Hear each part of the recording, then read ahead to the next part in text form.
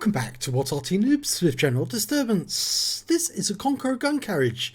It's alongside a GWE100 as well, but the Conqueror Gun Carriage is on the northeast spawn of Klondike under the command of the BassmanFromHell.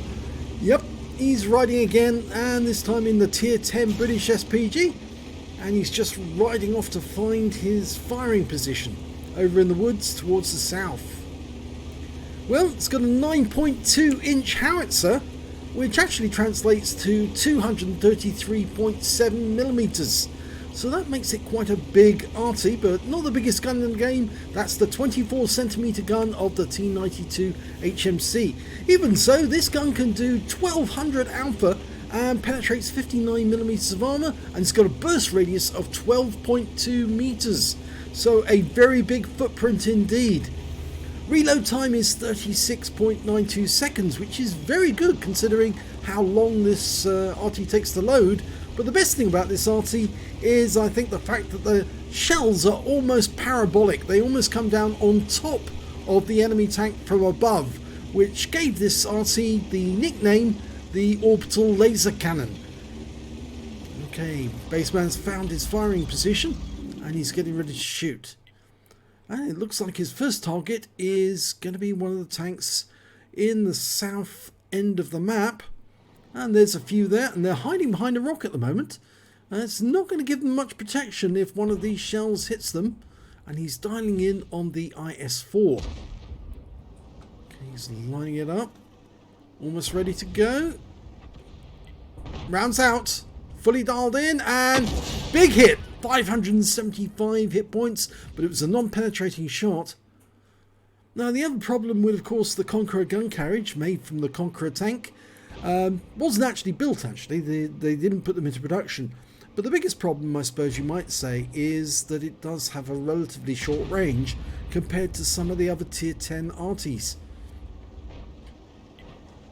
It means you have to be either fairly close to the enemy, or you have to be in a position where you can get shots on them and they can't see you. Well, that's a big hit on the UDAS, 590. Again, a non-penetrating shot, but it does a lot of damage to him. He's secured his stun straight away to avoid getting caught out by the enemy. And of course, when they use their repair kit that way, or their first aid kit that way, it means that they can't cure any of their ill crewmen if they're hit again until the cooldown period's ended. Now, we just saw an EBR 105 and we're tracking him at the moment, but okay, Bassman's gone down to the south, and oh, lovely targets to shoot at. There is a Hesh barn, otherwise known as the ship barn, the FB4005. He's marking where he thinks he is and fires around in, and the shell lands next to where the ship barn was last seen. We don't know if it did any damage, but the fact that we saw an explosion suggests that we didn't penetrate him. It's one of the few tanks that you can penetrate with these shells, simply because... oh yes, he has done a lot of damage to that ship, that FB4005. You can see missing half his hit points now, and the strip's just been set alight. He's still burning. He's about to go. Blow! Oh, he runs out of fire at the very moment when he has only a few seconds left. Oh, he killed the strip. Bassman killed the strip with that shot. He splashed the rest of the health out of him. There he is. And the FV4005 and the Badger are moving away because they don't like being stunned. And I suspect that Bassman is probably going to target them again. Those guys sitting on their position where they are, they're getting good shots on some of our guys, and we lost our E100 only a few seconds ago to an E3, and well, that E100 there, that one's fairly healthy, but the other one isn't. He's dead. 517 hit points off the E100.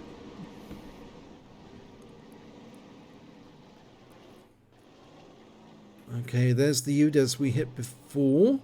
There's an Object 430U. He's in 100% health. We're doing quite well in this battle so far. Bassman's team are 6 tanks, or were 6 tanks up on the enemy. They are 6 tanks up on the enemy now.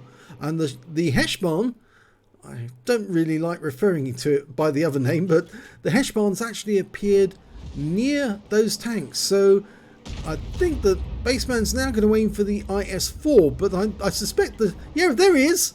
There's the Heshbon, and he hits the IS-4 and damages the FV4005 at the same time.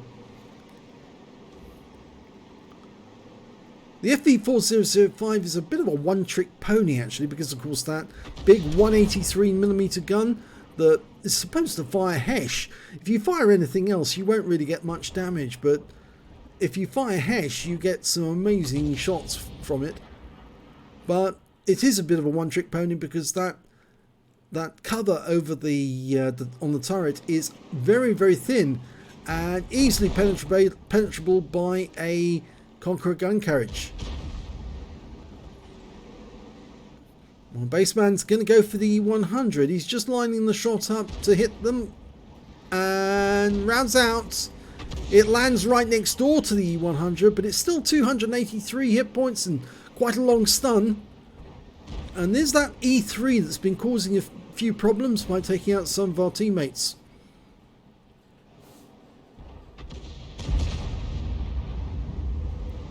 Well, we're 11 tanks up on the enemy now. They're being overwhelmed in the north, and it's only really these tanks in the south that are actually causing a problem. The E3 is trying to get shots around that corner. Bassman's about to fire. He's loaded, rounds out on the E3, and he gets 104 hit points of damage and stuns him. Bassman's currently got 2,744 hit points of actual damage and only 114 hit points of stun assist. But that may be bigger because obviously he did hit that FD4005 with a blind shot. So he's probably got quite a bit more. Well, the enemy's only got 8 tanks left now. I don't see this battle going on very much longer. Bassman's loaded, fires a round in and hits the target. Yep, he hit the E100 square on and he damaged the K91 as well at the same time. Both are showing stun. The E100 goes down. K91's next. And he's gone. Okay, the next tank we're going after is a Jaegeru. And he's quite a bit further back and he's now surrounded. So I doubt that he's going to last very long. Trying to line a shot up on him. Almost ready to go. Rounds out on the rear quarter of that vehicle and, well, he splashed in for 270. He's stunned. Now he's probably going to be ended very shortly. In the meantime, we're going after this Object 430U. Probably won't be loaded in time. Oh, that was an Amarak. Blew the turret off. And that's it. The game's over. They killed the Jaegeru and ended the game. So, showing over 3,000 hit points of damage. Let's see how many that actually adds up to when we get the end results. Well, here's the end result. It's a second class tanker for BassmanFromHell in the Conqueror Gun Carriage. He managed to get a Bruiser medal for getting at least 5 critical hits. He got 20 in that one. And he managed to get a Gore's medal for doing more damage than 10 times the hit points of his own vehicle. And a Confederate medal as well because he hit more of the enemy than anyone else on his team. And his win rate for the game was 4,193, which is Super Unicum standard. And we can see from this chart, the only tank he actually took out during that game was that Striv 103B, the one that was set alight by somebody else. Almost ended up burning to death, but stayed alive long enough for Bassman to put a round into him, finish him off altogether. 29 hit points from him. But if we look at the team scores, we can see that the Bassman actually managed to get the second highest damage in the game. It wasn't just over 4,000, it was well over 4,000 hit points of damage. In fact, he only showed 3,000 hit points of damage, so he actually did 1,500 hit points of damage more than was actually showing. 4573, but the high scorer was that Progetto with 5311, so he really did go to town. And there we can see that Bassman scores medal and Confederate, and the GWE 100, he hit the same number of enemy tanks, or the same difference I should say, and he picked up a Confederate as well. When it came to kills, Well, it was shared between the Progetto 65s and a Jaeger. They all got 3 kills. Bassman only got the 1 kill during that game. And when it came to base XP, it's again those Progetto 65s, 1130 for the top one, 1086 for the second. The GWE 100 did 998, and we have to look a little further down the table and we can see that Bassman got 880 base experience. He fired only 10 rounds in the game, got 5 direct hits, no penetrations, but 17 splash. So from 10 shots to get 17 splashes, he must have been hitting multiple tanks with the same shot. 4,573 hit points of damage. All of it was at more than 300 meters. He damaged 11 of the enemy, killed 1, so it's a 10 difference. And he also did 11 hit points of damage assist and 409 hit points of stun assist off 16 stuns. On a premium count, he earned 59,915 credits, and after ammunition resupply, and these shells are very expensive, I'm afraid, yes, 2,450 credits a round, he actually ended up with a profit of 35,415 credits. He picked up 9 bonds for the awards, that's for the Gore's medal and the Confederate, 9 for the battle, 18 in total, and 1,320 XP, and there was no multiplier, so that's all he took away. But it's nice to see that the Klondike map is working for the Conqueror Gun Carriage, and that he managed to pick up 2 medals from it.